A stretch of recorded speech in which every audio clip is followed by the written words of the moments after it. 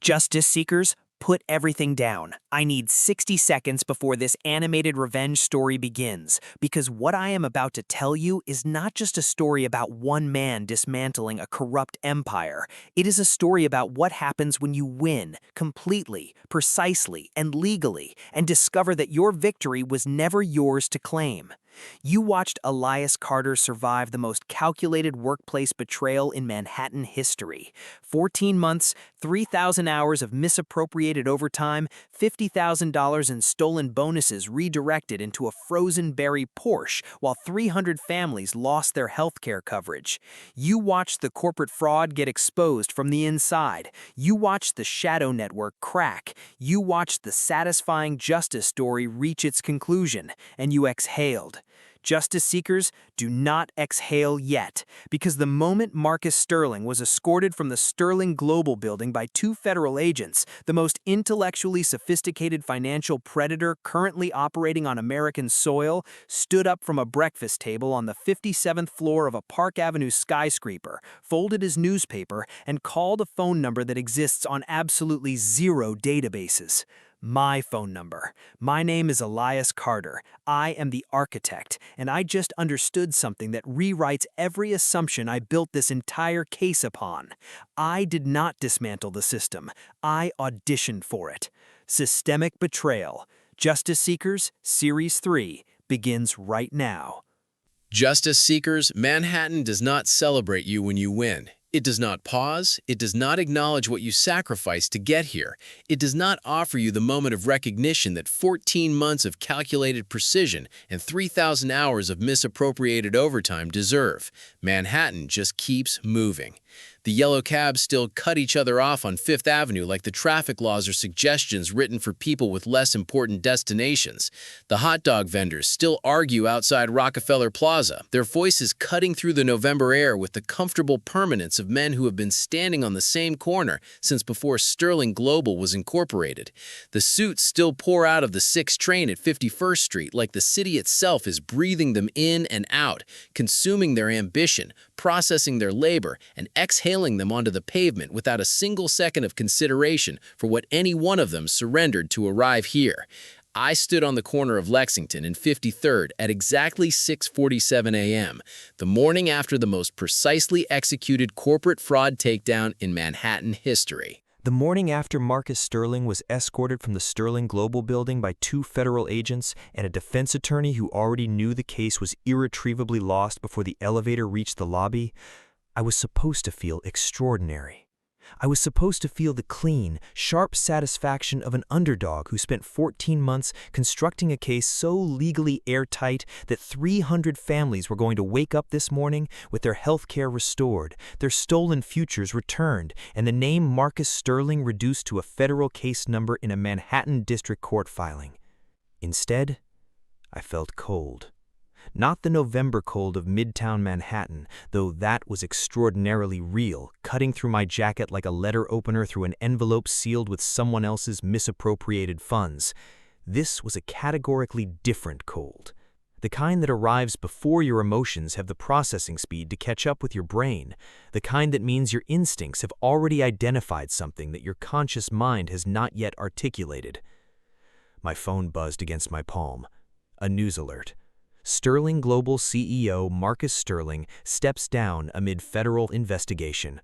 Board appoints interim leadership pending full audit. I should have registered that headline like a victory lap, like the final confirmation that every hour of unpaid overtime, every encrypted file, every calculated risk I had taken inside that server room with Greg, 60 seconds on the clock, had been worth the precise cost I paid for it. Instead, I noticed what the journalist writing that headline had not. The interim CEO they appointed was a man named Raymond Voss, partner at Voss Capital Group, a firm whose name had appeared exactly 3 times in the encrypted ledger I pulled from Sterling Global's shadow accounts during my 60-second window in the server room on the night everything changed. 3 times. Not as a client, not as a vendor, not as a strategic partner or an advisory relationship or any of the standard corporate associations that generate legitimate ledger entries. As an owner. Justice seekers, Absorb that. I had not removed the king from the board. I had cleared the space for the king behind the king to step forward into the open, and I had done it with my own hands, using my own intelligence, operating under the complete conviction that I was the one executing the strategy. I walked into Manny's, the corner diner on 52nd Street, the kind of establishment that has been serving eggs, black coffee, and front-row seats to the quiet injustices of working New York since 1987. Cracked vinyl booths, formica tables worn smooth by 38 years of elbows and open newspapers and conversations that the city has long since forgotten. Manny himself, 60-something, apron permanently stained, the specific weathered patience of a man who has watched the neighborhood change 4 times and outlasted every version of it. He placed a coffee in front of me, without being asked. He has never asked what I am working on.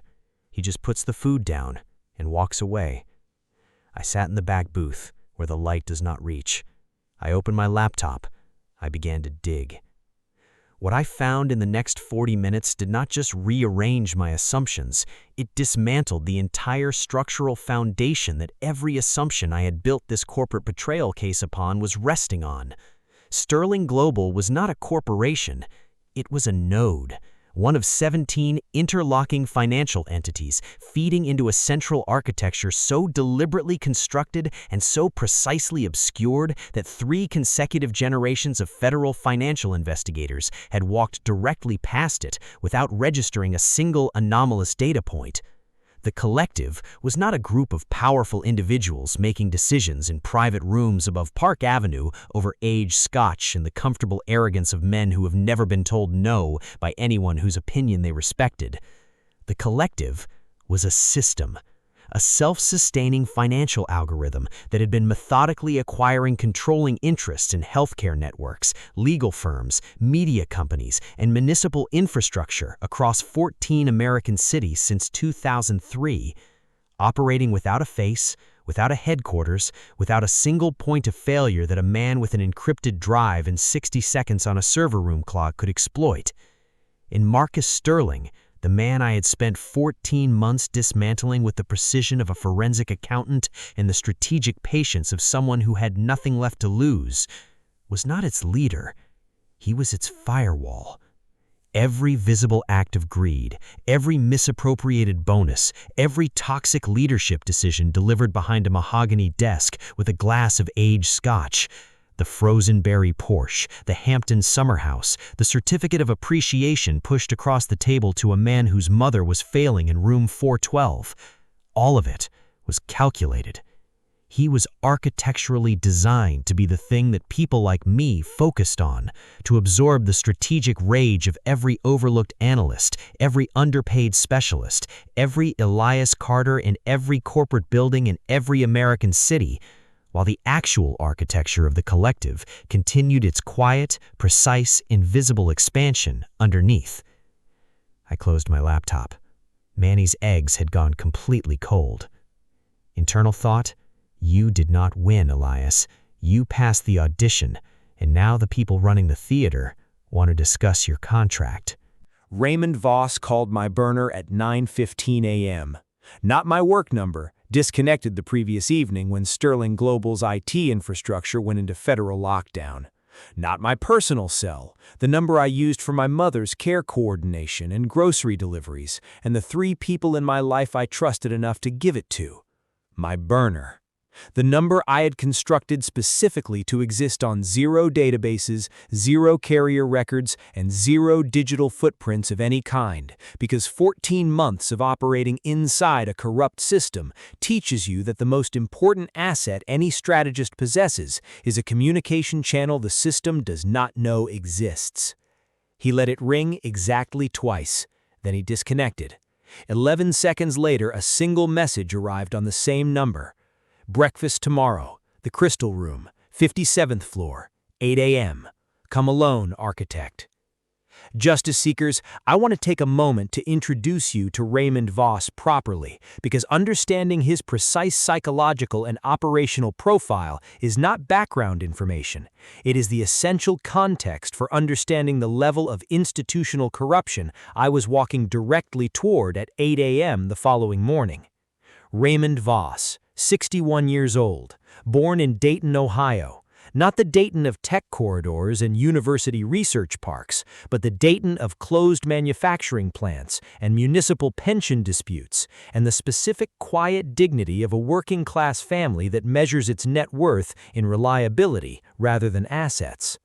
His father drove a municipal bus for 31 years. His mother taught fourth-grade mathematics at Jefferson Elementary for 24. Raymond Voss received a full academic scholarship to Wharton. He graduated at the top of his class in 1987, the same calendar year that Manny signed the lease on the 52nd Street Diner, 2 blocks from the building Voss now owned the naming rights to. On paper, the American dream rendered in a charcoal suit. The immigrant-adjacent, scholarship-funded, meritocracy-validated success story that the system points to when it needs evidence that the system works. In practice, the most intellectually sophisticated financial predator currently operating on American soil. And the distinction between those two descriptions is the most important thing I will tell you in this entire series. Because Raymond Voss did not display wealth. He did not acquire Porsches or Hamptons properties or gold fountain pens or any of the theatrical accessories that made Marcus Sterling so perfectly visible and therefore so perfectly useful. Raymond Voss wore a $200 watch, the kind you buy at an airport in a moment of genuine indifference to the purchase. He drove a 4-year-old Volvo with 70,000 miles on the odometer. He ate at diners on Tuesday mornings. He did not appear on wealth rankings or society pages or the kind of financial journalism that profiles power by measuring its most visible expressions. He was invisible because he had made a precise, deliberate, strategically motivated choice to be invisible at a point in his career when he could have purchased any level of visibility he desired. Justice seekers, a man who chooses invisibility when he could afford spectacle is the single most dangerous professional liability in any strategic environment. Marcus Sterling wanted you to see him. Raymond Voss had spent 30 years ensuring that you could not. I walked into the Crystal Room at 57th and Park at exactly 8 a.m. The elevator required a card I did not have. A concierge materialized from a position I had not seen he occupy and escorted me to a private lift that opened directly into a room that had no visible relationship to the concept of a restaurant. Floor-to-ceiling windows on 3 sides, Manhattan spread out below like a living circuit board, every intersection a node, every avenue a data stream, every building a processing unit in an economic system so vast and so complex that the people living inside it cannot perceive its architecture from street level. You need to be on the 57th floor to see it clearly. Raymond Voss understood this. He was already seated when I arrived, reading a physical copy of the Wall Street Journal, not on a tablet, not on a phone, a physical broadsheet newspaper that he held with the particular comfort of a man who has been reading physical newspapers since the concept of digital alternatives existed. Black coffee to his right, untouched, no phone on the table. He looked up when we sat down. His eyes were the precise color of a Bloomberg terminal at 4 a.m., that specific flat, cold, information-dense blue that processes data rather than experiences it. "You are exactly what I expected," he said. Not a compliment, not a criticism, a data point delivered with the neutral precision of a man who has spent decades making assessments and has long since lost interest in the social performance that typically accompanies them. "I wish I could say the same," I replied. He produced a smile that occupied approximately 3% of his face, the specific minimum quantity required to acknowledge wit without rewarding it or encouraging its recurrence. "You found the ledger. You identified the 17 nodes. You mapped the municipal infrastructure positions in Chicago, Denver, and Atlanta. You accomplished all of that in 40 minutes in a worn diner booth on 52nd Street running on 4 hours of sleep and cold coffee? He folded his newspaper with a single, unhurried motion. Do you know how long it took our internal analytical team to map what you mapped this morning? I said nothing. Silence is the most underutilized strategic instrument in any high-stakes negotiation. 11 months, he said, and they had unrestricted access to every data source, every internal system, and every personnel resource available to the collective. He reached into the inside pocket of his charcoal jacket and placed a single card on the white tablecloth between us. No logo, no title, no name. One 16-digit number embossed in matte black on cream stock of a quality that communicated more about Raymond Voss's operational philosophy than any business card with a corner office title could have.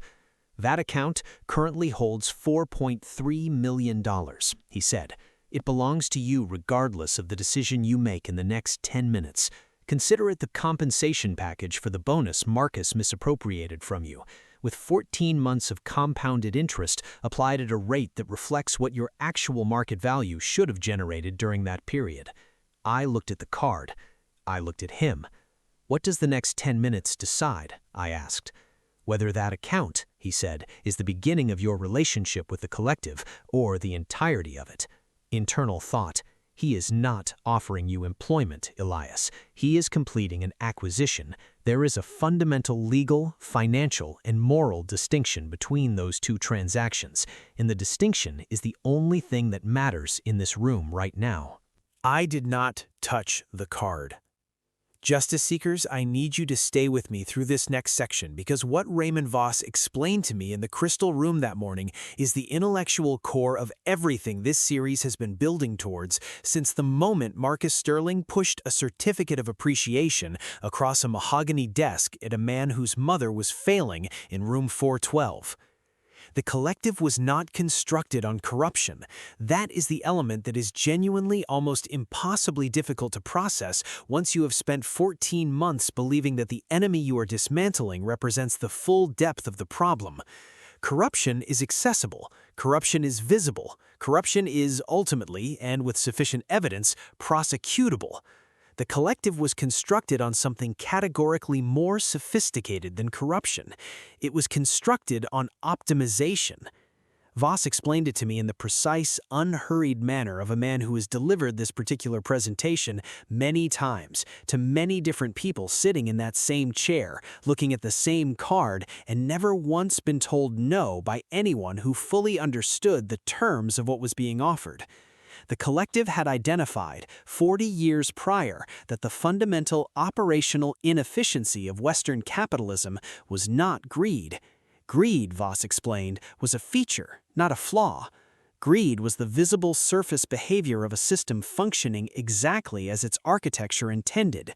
The actual inefficiency, the genuine structural problem that the collective had been designed to address, was misdirected intelligence.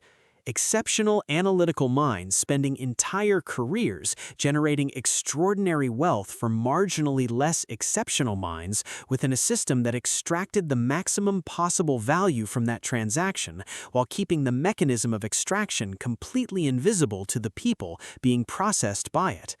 The collective solution was architecturally elegant. Locate the most capable financial minds in America at the precise moment before the system absorbed and permanently neutralized them.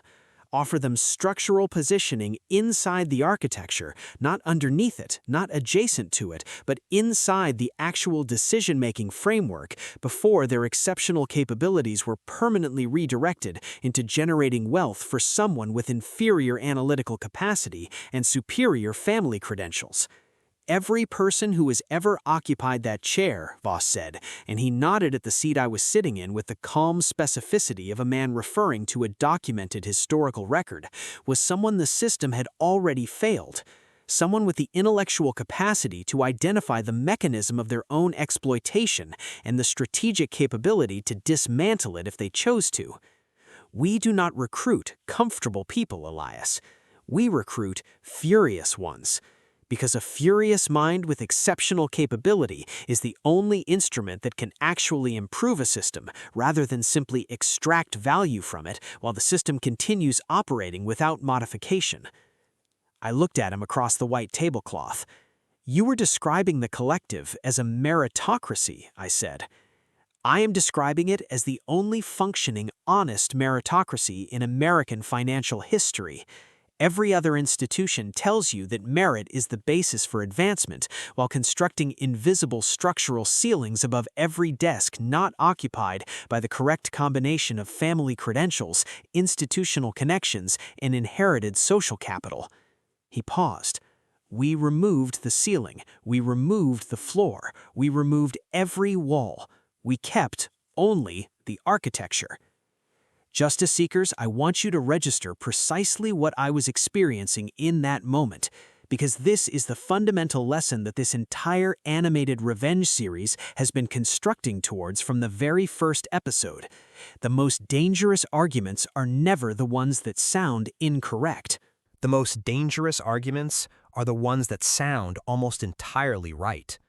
Everything Raymond Voss presented in the Crystal Room that morning was logically coherent, internally consistent, compelling in the specific way that only a genuinely intelligent argument constructed by a genuinely intelligent person can be compelling. It was coherent in a way that Marcus Sterling's entire operational worldview never achieved for 60 consecutive seconds. And it was constructed entirely upon the institutional suffering of 300 families who lost their healthcare coverage so that Marcus Sterling could maintain the appearance of prosperity that kept him functional as the collective's most visible and most expendable human shield. I looked at Voss across the table. You optimized 300 people out of their insurance coverage, I said. You describe that as system improvement. I describe it as engineering the system's existing cruelty with greater operational efficiency. Voss tilted his head. 1.5 degrees. A recalibration. The specific minimal physical adjustment of a man who has just received a response that was not in his prepared analytical model and is processing the implications in real time. And if I informed you, he said, and his voice dropped to the specific register of someone about to deliver information they had been holding for a very long time, that your mother designed the algorithm that generated that decision. The Crystal Room went completely silent.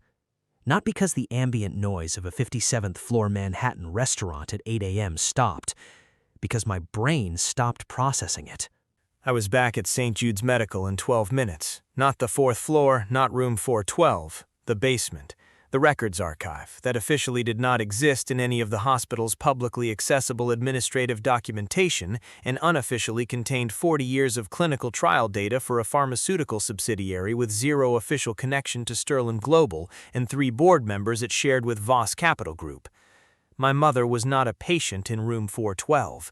My mother, Eleanor Voss Carter, born Eleanor Voss in Dayton, Ohio, to a school teacher and a municipal bus driver, was Raymond Voss's younger sister by 4 years. A behavioral economist and systems architect with a doctorate from MIT and 22 years of embedded operational experience inside the collective's core data infrastructure, until the day she made a single decision that resulted in her extraction from the network and her placement, not admission, inside St. Jude's Medical under a constructed identity that would keep her invisible to the people she had betrayed. She had not been fading, she had been hiding. The cardiac condition was real, a genuine medical reality that the collective had initially used as the mechanism for her controlled removal from active operations, and that she had subsequently used as her most effective cover. The fog, the progressive frailty, the woman who appeared to be quietly and permanently withdrawing from the world, all of it was a constructed operational persona maintained with the specific discipline of someone who has spent 22 years inside a system that monitors behavioral anomalies with the same precision it applies to financial ones.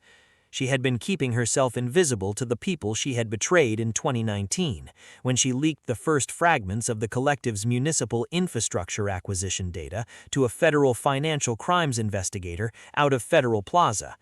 The investigator had disappeared 6 months later, relocated according to official records.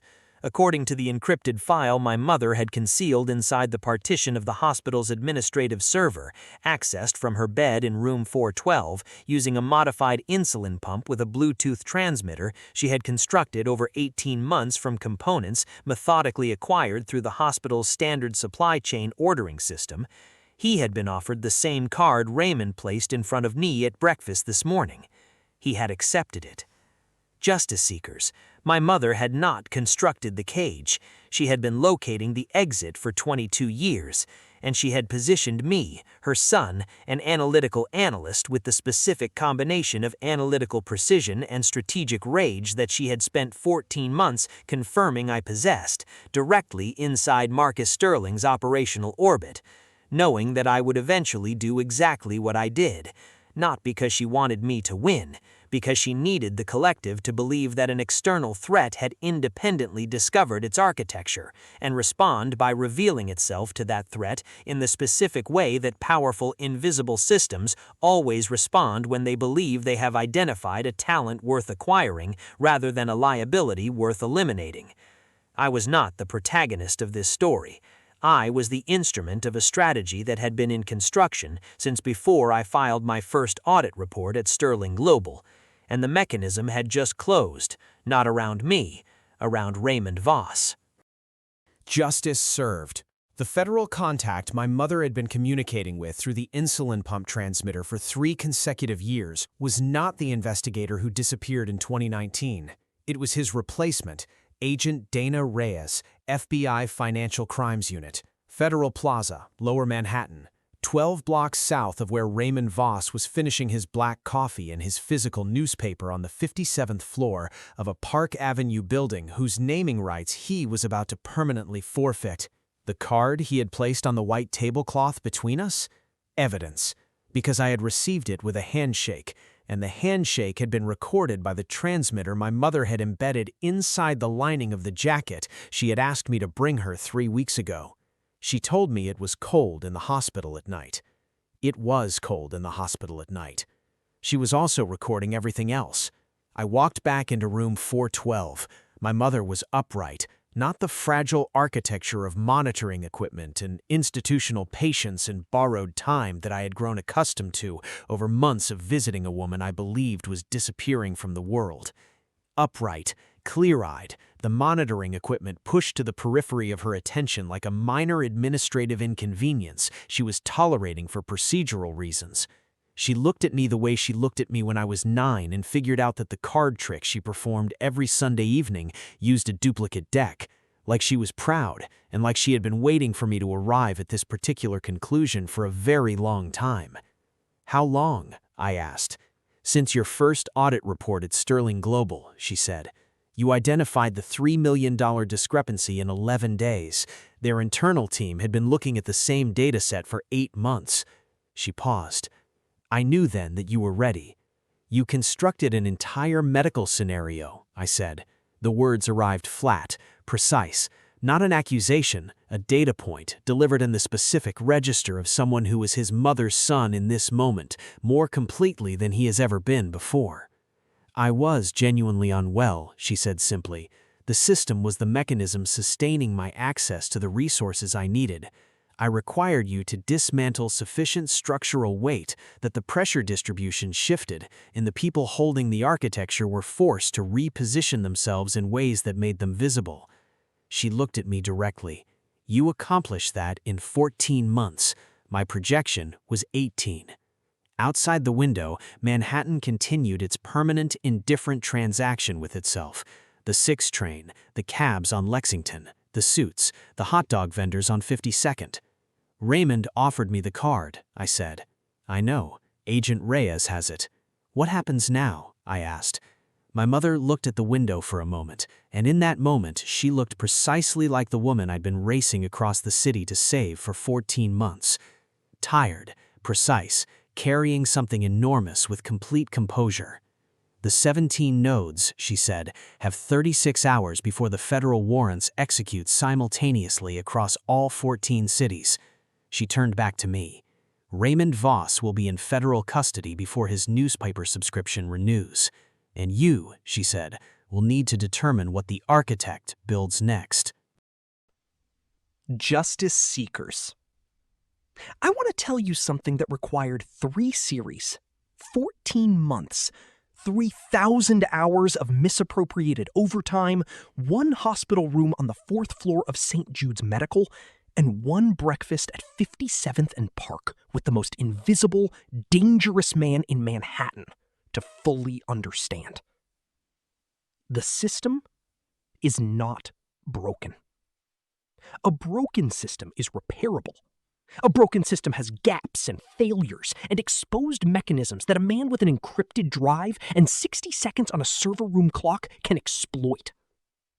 A broken system is what Marcus Sterling represented, an individual misappropriating the gaps in rules specifically constructed to prevent his exact category of corporate fraud. The system I uncovered is something categorically different. It functions precisely as designed. It was simply never designed for the people living inside it. Raymond Voss did not observe 300 families losing their healthcare coverage. He processed 300 variables inside an optimization equation. Marcus Sterling was not a villain to him. He was a function. And I, Elias Carter, son of Eleanor Voss Carter, financial analyst, accidental instrument of a 22-year strategic operation, was scheduled to become the next function. I declined the position. Not because $4.3 million is not an extraordinarily real number when your mother's medical arrears are documented on a plastic clipboard. In a room that carries the specific scent of institutional patience and borrowed time, I declined because I am the architect, and an architect does not occupy someone else's structure. He designs his own. Agent Dana Reyes executed 17 simultaneous federal warrants at 6 a.m. on a Thursday. The same morning, the financial section of Raymond Voss's preferred newspaper published a feature on the unprecedented expansion of Voss Capital Group's municipal infrastructure portfolio. The Porsche was already gone, towed from the Sterling Global parking structure, auctioned through a federal asset liquidation process. Proceeds directed to the Sterling Global Employee Healthcare Restoration Fund, a legal entity I had established using the collective's own unjust enrichment legal framework, redirected back against the system that originated it, like a mirror facing a mirror, each reflection more precise than the last. 300 families received notification letters that week. Not from a corporation, not from a legal firm, not from a federal agency. From a fund, their fund, constructed entirely from the recovered assets of the people who misappropriated from them, while calling it executive discretion. My mother was discharged from St. Jude's Medical on a Friday morning. We had breakfast at Manny's on 52nd. She ordered eggs. I ordered coffee. We sat in the back booth where the light does not reach, and we said very little, because we are both people who understand that some victories are too precisely executed for celebration. She said one thing near the end, when the coffee was gone and the morning rush had thinned, and Manhattan was doing its usual mid-morning recalibration outside the streaked diner window. "You understand," she said, "this is not concluded."